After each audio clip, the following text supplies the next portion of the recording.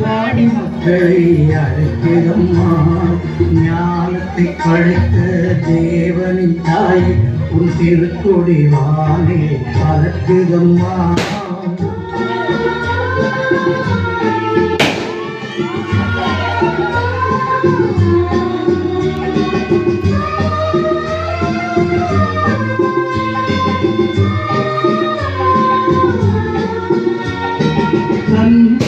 உலகிற்கு கண்டித்த தேவனின் தன்னை உலகிற்கு தந்திட்ட தேவனின் தாயே உந்தன் நிழல் தேடி அன்னையே ஆரோக்கியமானே உண்மை அன்றியே வந்தவர்கள் பல கோடி.